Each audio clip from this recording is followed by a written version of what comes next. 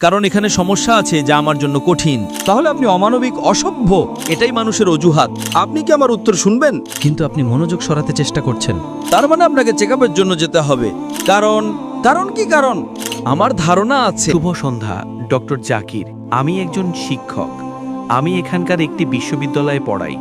আমার প্রশ্ন ঈশ্বরের অস্তিত্ব নিয়ে, এবং আমি অমুসলিম, অখ্রিস্টান, আর দুঃখিত, আমি কোনো ধরনের ঈশ্বরে বিশ্বাস করি না, বাইবেল, গীতা, কোরআনে। একজন শিক্ষক হিসাবে আপনি জানেন আমি ছাত্রদের জন্য পরীক্ষা নেই, কারণ আমি একজন মানুষ, আমার জ্ঞান খুব সীমিত। কিন্তু আপনার আগের ইউটিউব ভিডিওতে আমি দেখেছি যা আমি খুব উপভোগ করেছি। আপনি উল্লেখ করেছেন যে ঈশ্বরও পরীক্ষা নিয়েছেন আর অনেক পরীক্ষা নিচ্ছেন। তাই আপনি যদি ঈশ্বরকে একজন শিক্ষক হিসেবে বিবেচনা করেন যে তিনি পরীক্ষা নিচ্ছেন, তাহলে আমি এতে একমত নই। কারণ আমরা মানুষ হিসাবে অবিচার, সংঘাতের মতো মানবিক সমস্যায় ভুগছি। আপনি আমার চেয়ে বেশি জানেন, অনেক বেশি।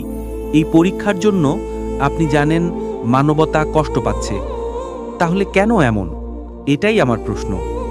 ভাই, দুইটি অংশে একটি প্রশ্ন করেছেন। প্রথমে তিনি বলেছেন যে তিনি একজন শিক্ষক এবং তার ছাত্ররা কতটা ভালো তা জানার জন্য তাকে পরীক্ষা নিতে হয়। সর্বশক্তিমান আল্লাহ, তার কাছে সমস্ত জ্ঞান আছে, তাহলে তিনি কেন পরীক্ষা নেবেন? তার আগে থেকে সবকিছু জানা উচিত। প্রথম বিষয় এবং দ্বিতীয় বিষয় হলো, যখন আমরা পরীক্ষা দিচ্ছি তখন এত অবিচার এবং মানুষের কষ্ট কেন? ঠিক, প্রশ্ন একটি কিন্তু দুটি অংশ। প্রশ্নের প্রথম অংশটা হলো, যদি সর্বশক্তিমান আল্লাহ সবকিছু জানেন তাহলে আমাদের কেন পরীক্ষা দিতে হবে? আল্লাহ কোরআনে সূরা মুলক অধ্যায় 16 আয়াত 2 বলেছেন, আল্লাযী খালাকাল মাউতা ওয়াল হায়াতা, যিনি মৃত্যু এবং জীবন সৃষ্টি করেছেন তোমাদেরকে পরীক্ষা করার জন্য যে তোমাদের মধ্যে কে কর্মে শ্রেষ্ঠ। এবং অন্য স্থানে সূরা আল ইসরা আয়াত 13 আল্লাহ বলেছেন, প্রত্যেক মানুষের কর্ম তার গলায় বেঁধে দিয়েছি। আল্লাহ সবকিছু জানেন, তাহলে পরীক্ষা দেওয়ার কি দরকার? কারণ হলো, আল্লাহ আপনার জন্মের সময় থেকেই জানেন যে আপনি জান্নাতে যাবেন নাকি জাহান্নামে যাবেন। তিনি জানেন অমুক ভালো, অমুক খারাপ, অমুক মাঝারি। কিন্তু ভাবুন, যদি সর্বশক্তিমান আল্লাহ আপনাকে এই পৃথিবীতে জীবনযাপন না করিয়েই সরাসরি জাহান্নামে বা জান্নাতে পাঠিয়ে দেন। যাদের তিনি জান্নাতে পাঠাবেন তারা আপত্তি করবে না, কিন্তু যাদের তিনি জাহান্নামে পাঠাবেন তারা আপত্তি করবেন যে আপনি আমাকে জাহান্নামে কেন পাঠালেন। কল্পনা করেন, আপনি একজন শিক্ষক এবং আপনি 1 বছর ধরে ক্লাসে পড়িয়েছেন।